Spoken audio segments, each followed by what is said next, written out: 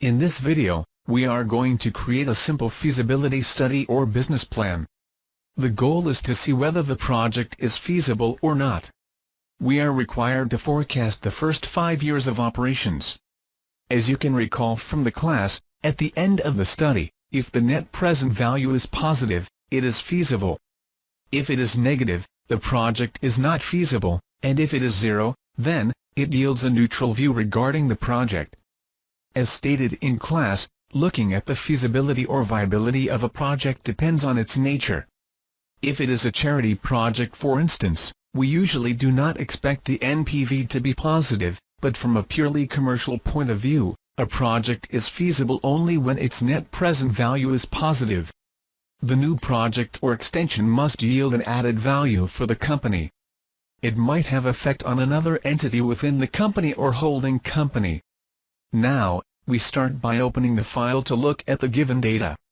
As you can see, it is the same example like we had in class except for a few variations. First, we have the company name and its nature or industry.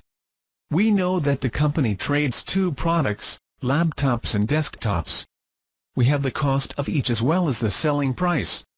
We assume that all these numbers don't change over time. We have the first year sales forecasting for both products.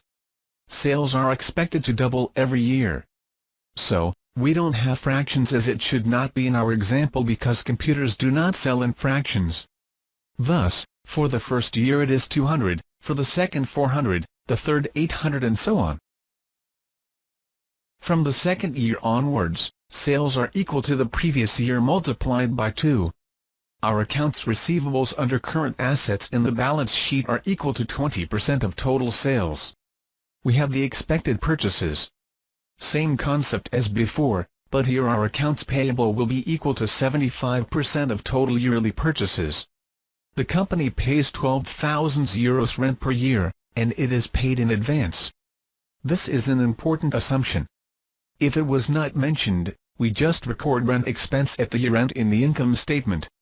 But here, since it is mentioned, we have to include it in the balance sheet also as prepaid rent under current assets. Remember, as long as it is not due, it is an asset.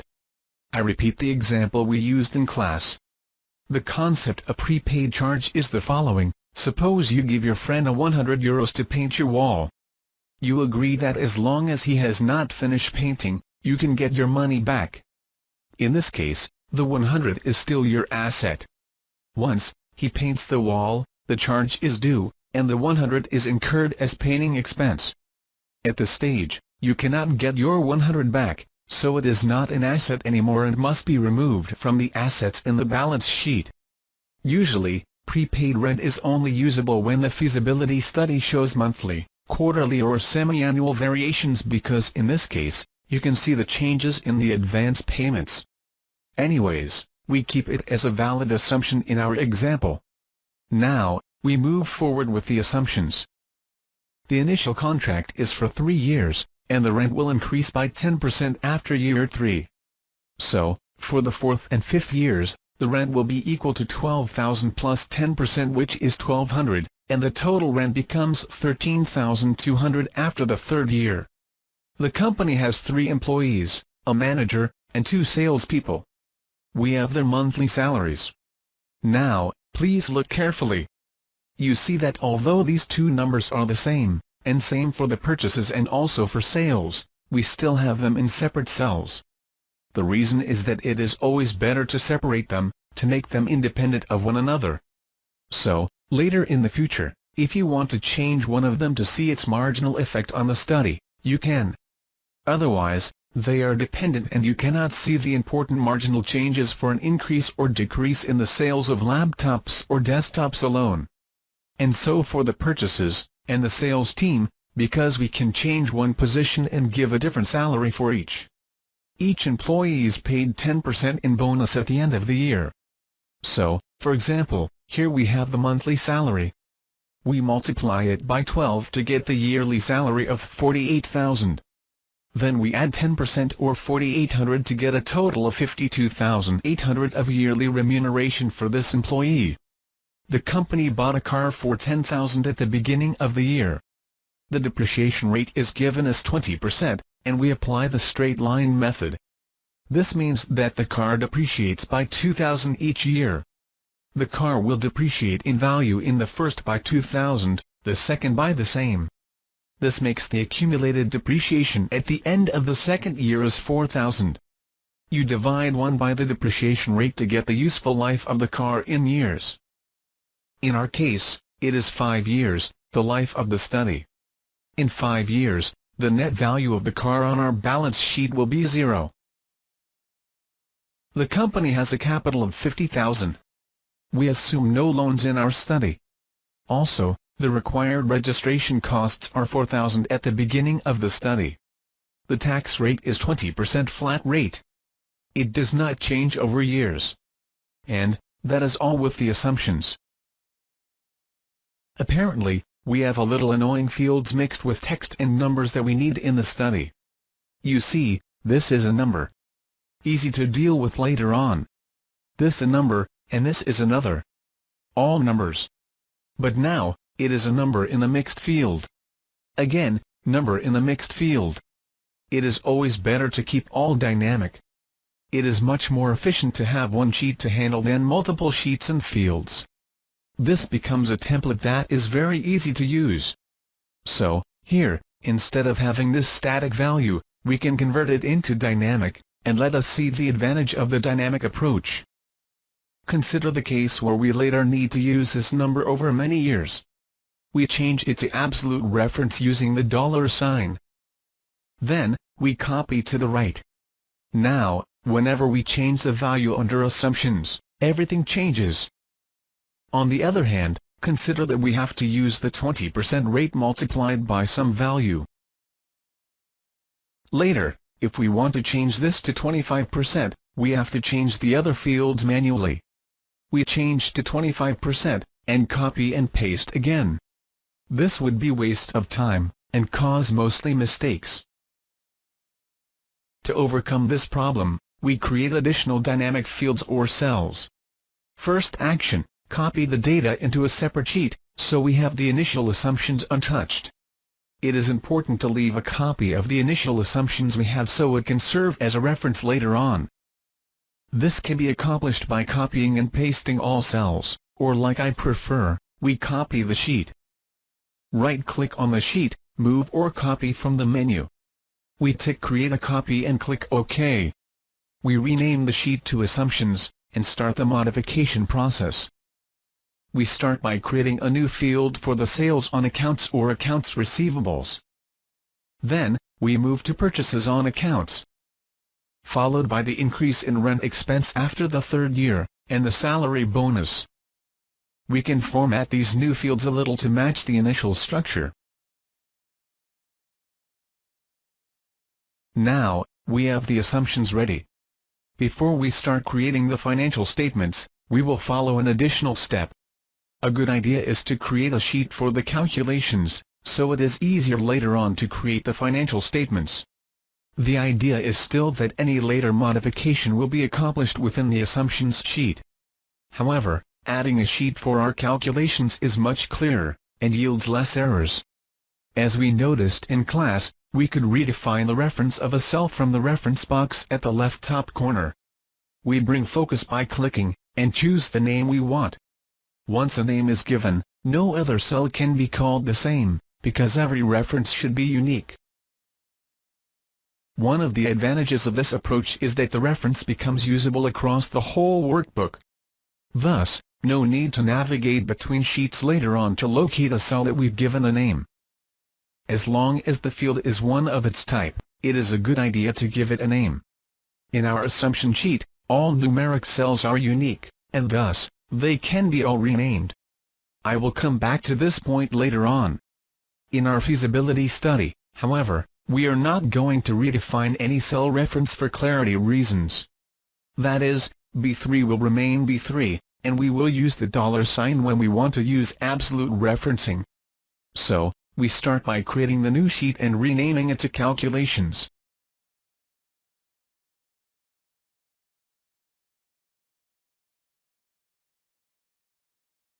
The first thing to do now is to navigate back to the Assumptions sheet, and start one by one.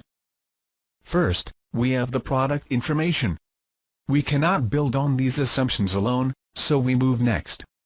The second assumption is about the revenues. We have information about sales. Our study is for 5 years, and we have to forecast the sales for the same period. We will start with year 0, which corresponds to the initial start-up year, and then add the 5 years.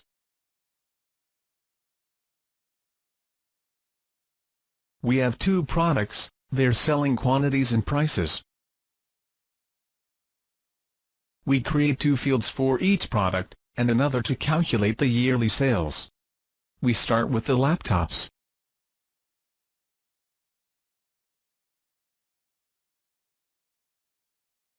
We first plug in the price. Prices are fixed, so we refer to them with absolute form. We refer the quantity of the first year. We know that it will double each year. That is, we have to multiply it by 2. But, what if we want later to see the effect of 150% increase in sale on our study? Then, again, we have to change the numbers. To solve this, we add another field in the assumption sheet, and we call it increase in sales. Afterwards, if we want to see the effect of 150% increase, we just change this value.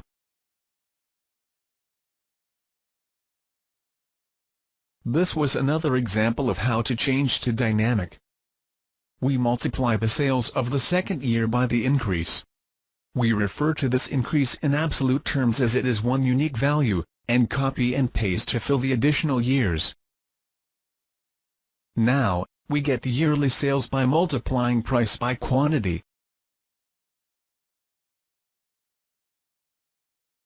We apply the same for desktops.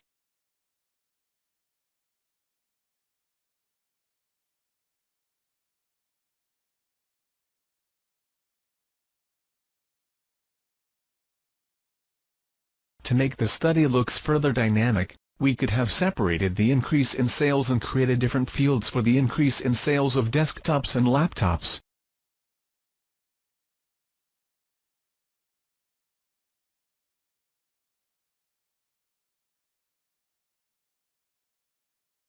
We add a field for the total sales of the company, and add the sales of laptops and desktops together.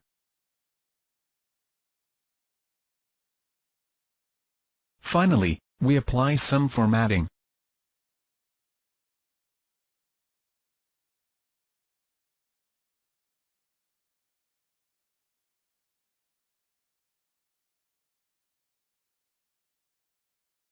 We move to the second main assumption, purchases. Same concept of sales before applies. We just need the cost and purchase quantity. To save time, we copy from above as it is exactly the same structure, and then delete just the values and not calculations because it is the same formula. We also change names whenever necessary.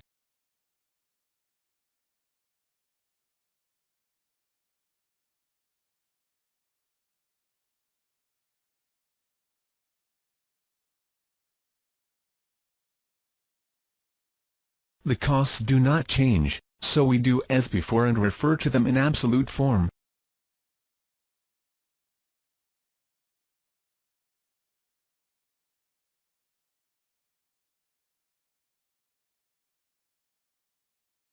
Then, we insert the quantities for the first year.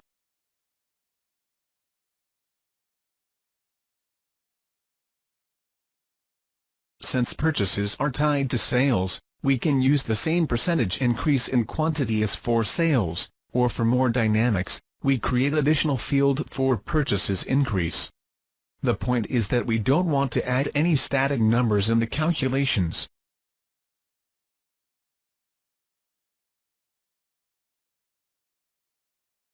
Now, we calculate the second year purchases quantity as the first year multiplied by the increase, and copy into the remaining years.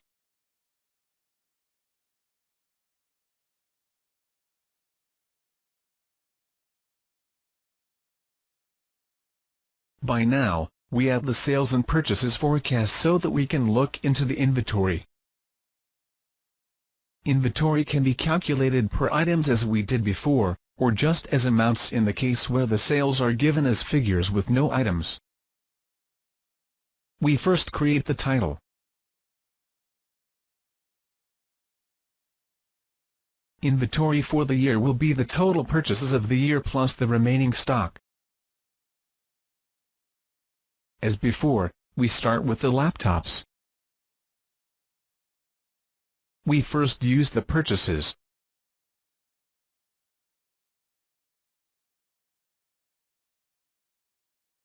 The remaining stock can be easily calculated by subtracting the sales from purchases. In the first year, we bought 230 laptops, and sold 200. How many do we still have? The difference, which is 30 inches this case. The remaining stocks in year 0 is 0.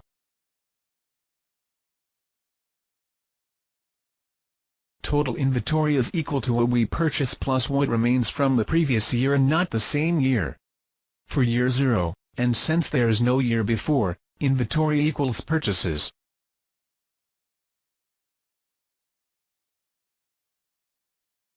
We multiply this total by the cost to get the inventory in euro values. Now, we get the inventory in euro values.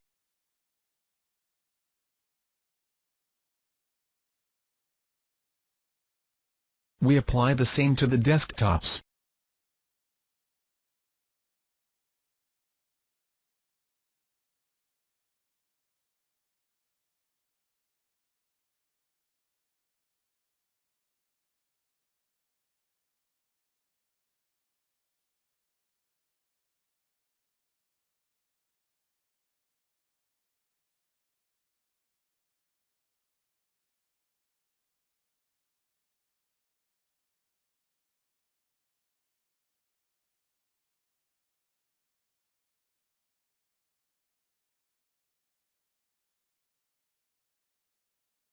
Last, we add the two sub-items to get the total inventory value in each year.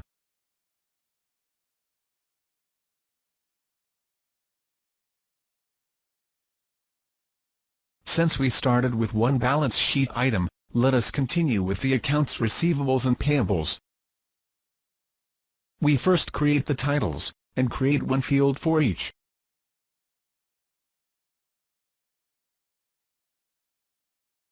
We know that receivables are 20% of yearly sales. We estimate our receivables based on sales, because we receive for what we sold. We just plug in the value, and use absolute reference since it doesn't change.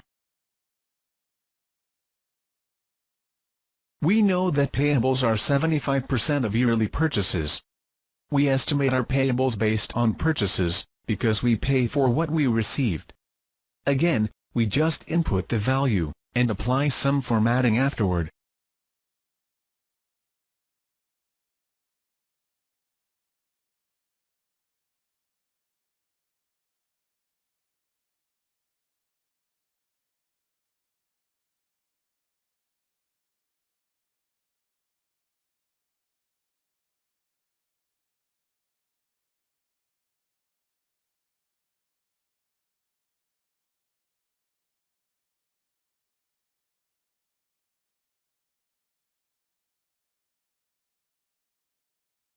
Now, we move into the next assumption. Regarding the rent, although prepaid rent is recorded on the balance sheet, and rent expense on the income statements, they have the same values, and thus, we can use one field for both. First, we create the title.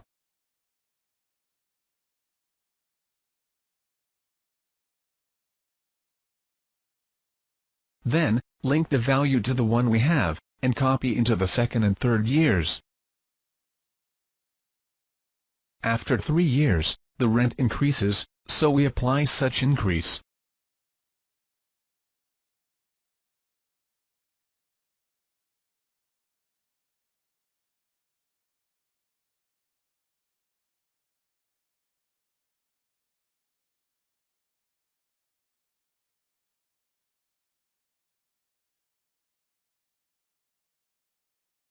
We move back into the assumptions sheet, and look into the payroll. we create the title first, and then add the 3 employees.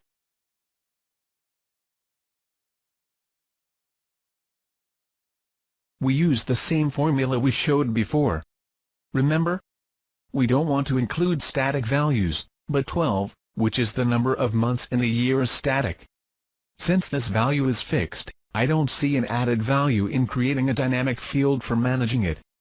If we do need to increase or decrease the number of months later on, we can choose different values for the bonus that can accommodate for such change because it is dynamic. Here, what is important is that you have to decide on what should be dynamic. So, we apply the same formula as before. We multiply the monthly salary by 12 and then by 1 plus the bonus rate. We do the same for all employees.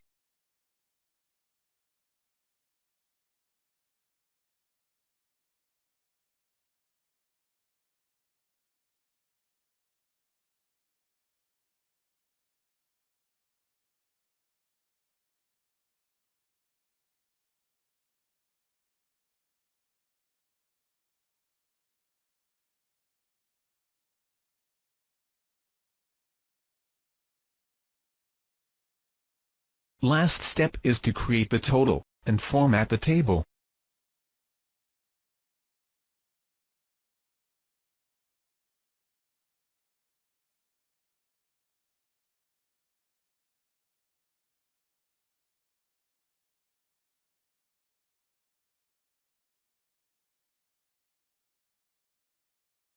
We move again to the assumptions sheet.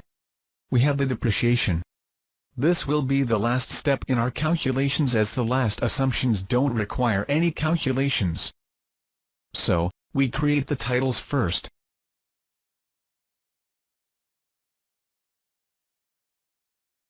Here, we need 3 fields: car, depreciation expense, and accumulated depreciation.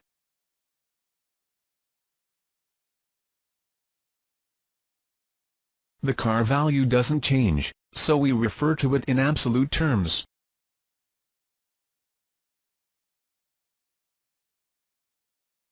To calculate depreciation expense, we multiply the car's value by the depreciation rate.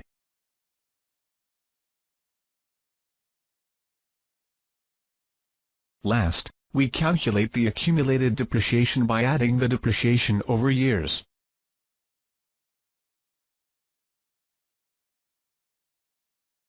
Now, we apply some formatting.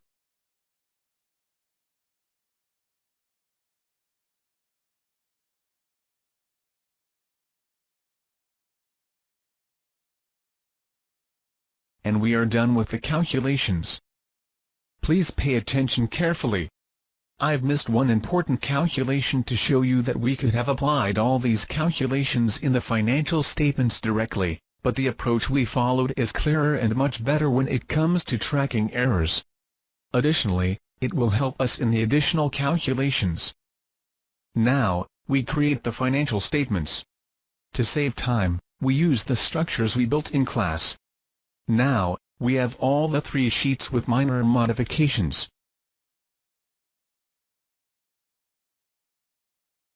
All we have to do is to fill them with numbers.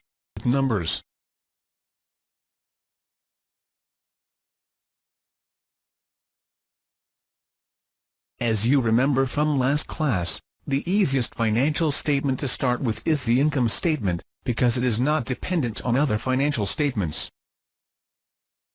We just need to fill in the values. First, we refer to the total sales that we have already calculated.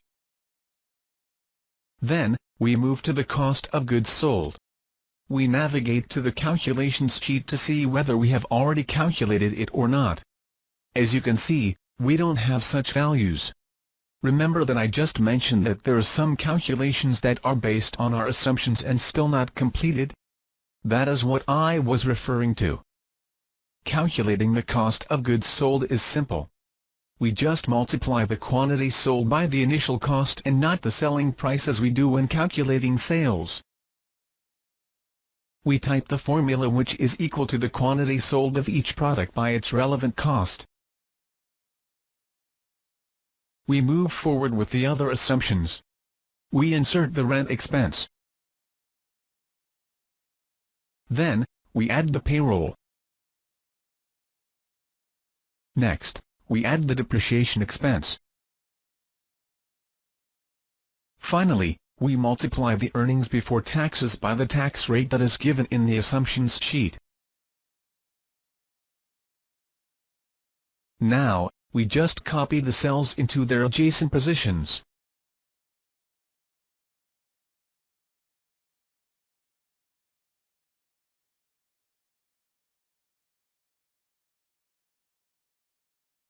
We redefine the borders.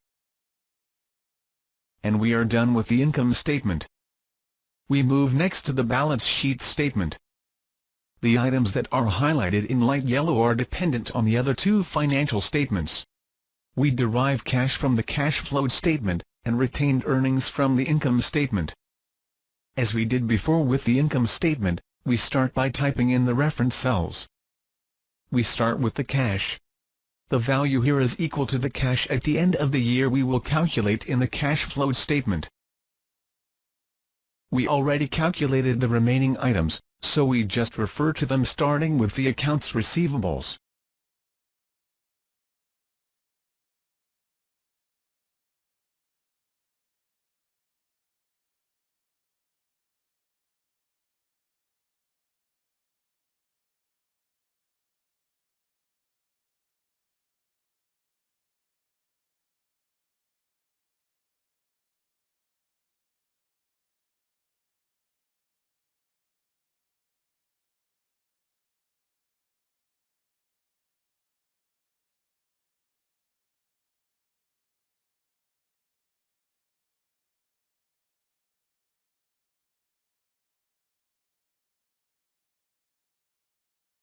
For the retained earnings, we just refer to the net income in the income statements.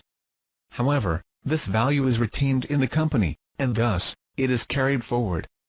To account for this, we created a field and named it cumulative retained earnings. It is equal to this year retained earning plus the previous year's.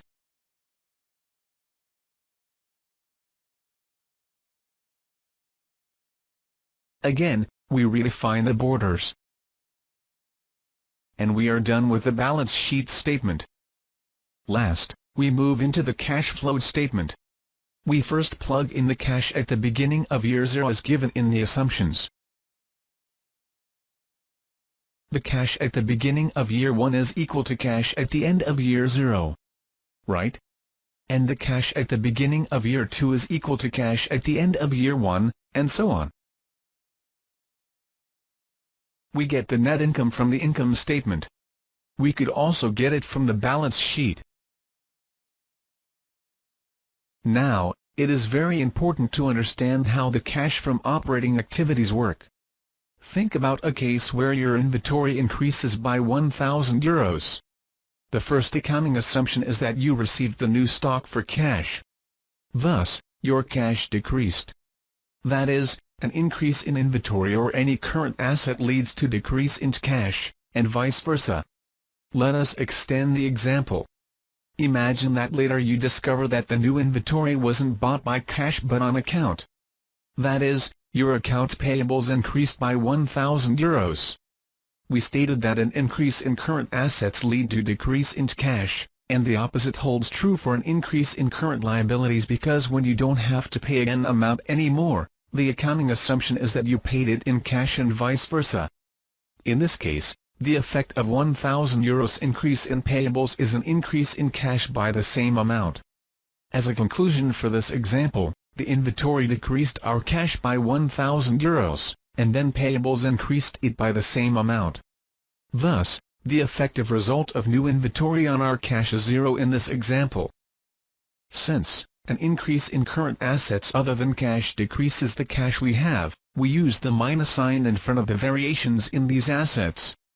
Thus, if accounts receivables increased for example, the effect on the cash will be negative because the numerical outcome will be negative and vice versa. Now, we insert the formulas into their relevant cells. We can do it based on our balance sheet or directly on assumptions. I will use the balance sheet.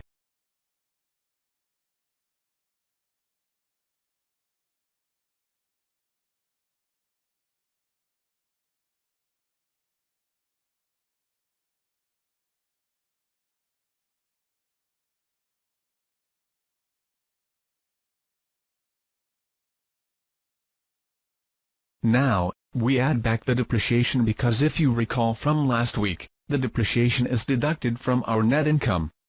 We add it back because in reality, the amount specified for depreciation doesn't physically count and thus, is still within the company. As discussed in class, depreciation is good for companies because it allows for lower taxation. It is also good for the government because it keeps the economic cycle running.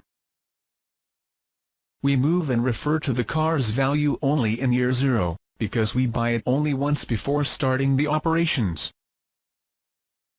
We redefine the borders, and that is it, we are done with the financial statements. What is most important now is to check whether the balance sheet closes or not. Fortunately, it does not, and this allows us to see how to track errors. First thing to do is to subtract total liabilities and owner's equities from total assets to see whether the numbers make sense. As we can notice, the difference is the accumulated depreciation. In this case, it is relatively easy for us to track the error. We look first at the calculations that include depreciation in our balance sheet. It is correct.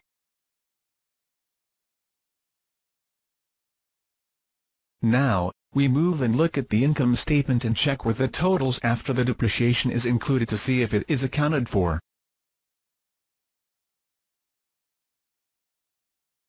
Again, all is good, so we move into the cash flow statement.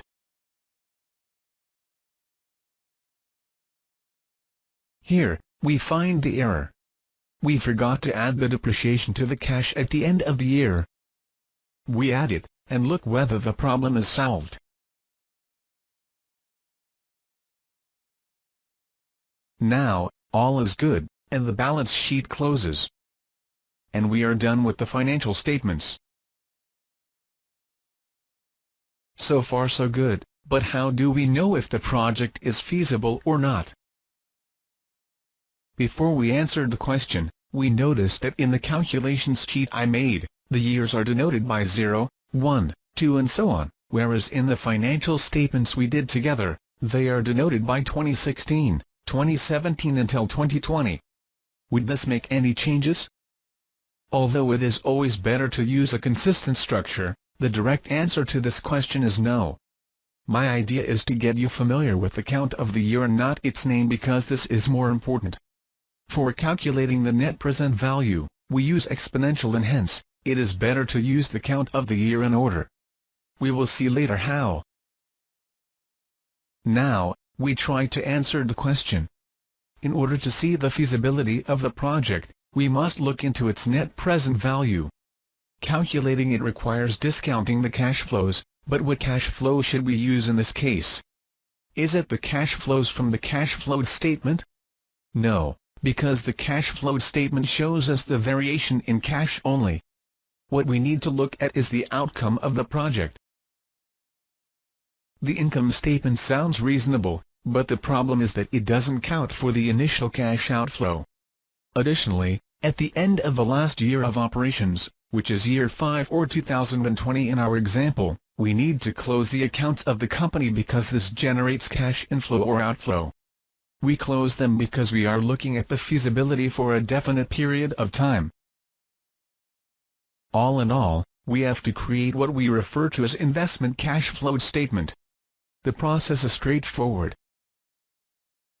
First, and in order to save time, I have created the statement. Let us go through it.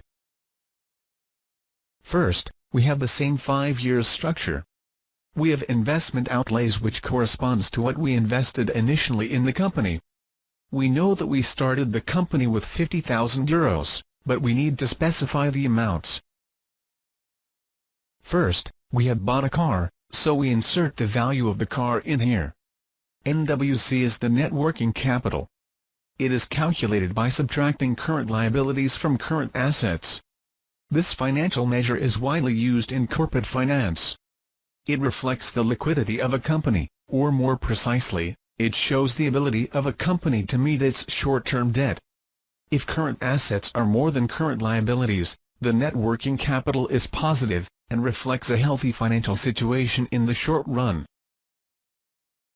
In our case, we use the net working capital to show the movement of investment cash flow.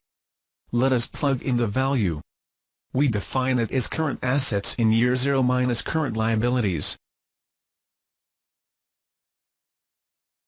As you can notice, the net cash flow is just what we initially invested in the company. For the operating cash flow, we use exactly the same as in the income statement.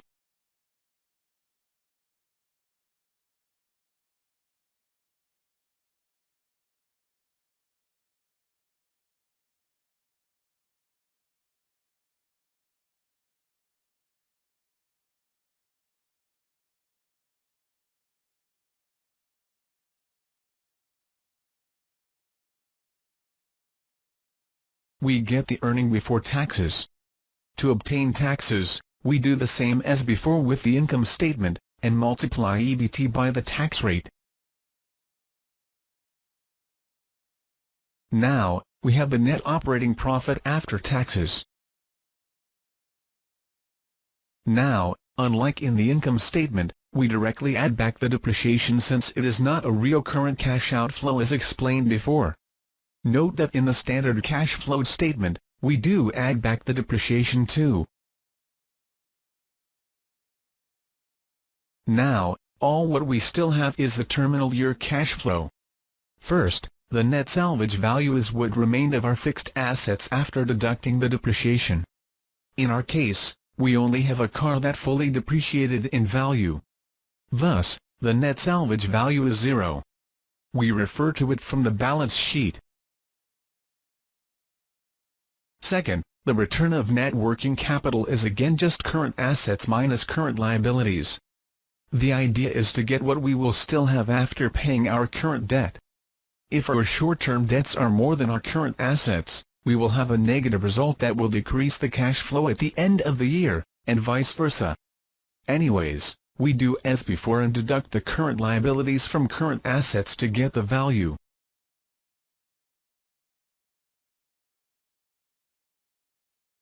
That is it, we are done with the investment cash flow. Our last step is to calculate the net present value. To do so, we create a new sheet and rename it to NPV and IRR.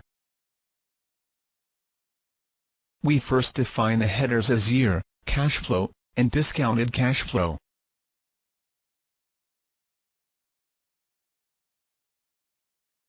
We first fill in the years. Let us have a look at the transpose function.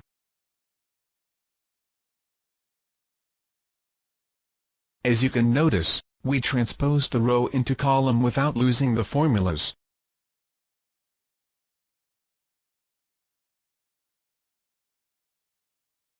For the cash flows, we just relate them individually since they are in row, while we need them in column format. We cannot use the transpose function because the fields contain calculations for variables other than themselves.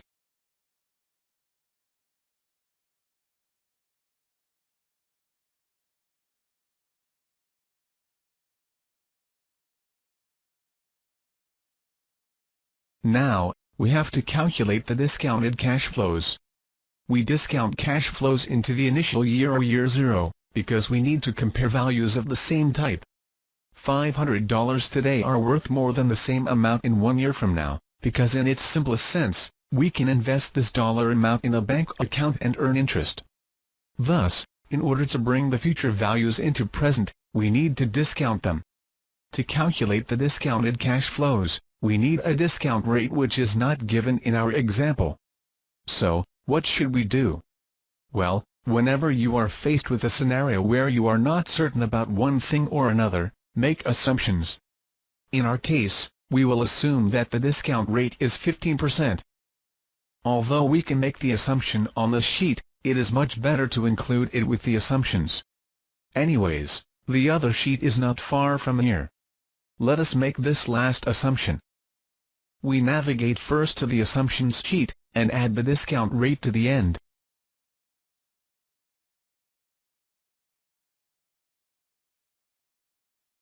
Let us also redefine the reference to discount rate. The calculation of the discount rate is beyond this class.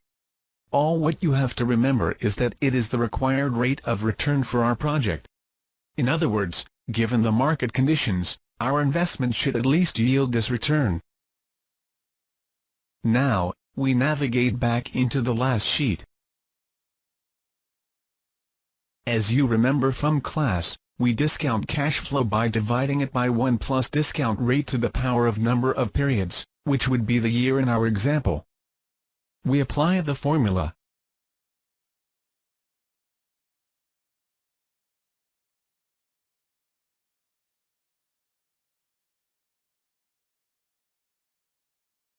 Now, the sum of the discounted cash flows is the net present value.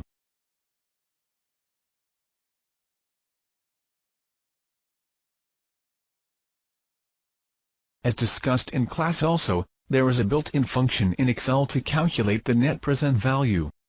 It is however problematic because it doesn't take the initial year into consideration, and starts directly with the first year.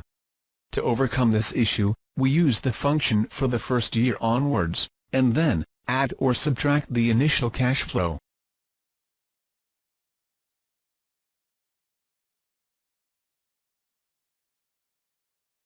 Last of all, we look at the internal rate of return. The internal rate of return or IRR is that rate at which the net present value equals 0. We can use trial and error to find this value. We can try higher discount rate. If the value is still far above 0, we try a higher one and vice versa. Let us look at one example. It will be a little tricky because the discount rate is on a different sheet. Nevertheless, we can copy the value of the NPV into the assumptions sheet to see direct variations.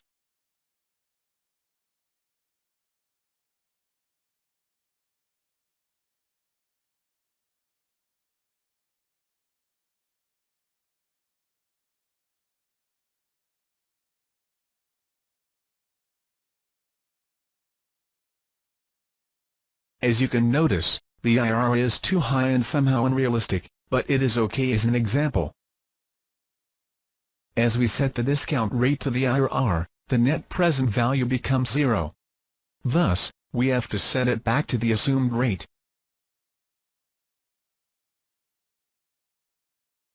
Another alternative is to use the built-in Excel function. We plug in the undiscounted cash flow into the function, and we get the exact value of the IRR. As you can notice, the value we observed by trial and error is the same. That was it. Based on the results, the net present value is positive, and the investment is feasible. At this point, I want to mention one thing and leave it to you. If we navigate back to the assumption sheet, we would notice that there is one item which wasn't included in any of our calculations or sheets. It is the registration cost paid up front. This will be explained in class, but for those who can't come, these costs don't have a fixed structure. You can include them under fixed assets in the balance sheet in year 0 and carry the value forward to the other years, or under expenses in the income statement in the first year. This solely depends on the type, size, and accounting policies of the company and the country it is operating in. Anyways, I will leave it up to you to explore further. You can choose how to include it, and see its effects on the financial statement. Before I close, I want to see whether our study has no structural mistakes. To do so, I am going to change all the assumptions, and then look at the balance sheet. So, we start by changing the assumptions. This is called sensitivity analysis. It is also called scenario analysis. You have it all in your study. Following dynamic approaches save too much time and efforts. As you can see, the balance sheet still closes no matter how I change the assumptions. All what I hope now is that you have learned at least one new thing from this video.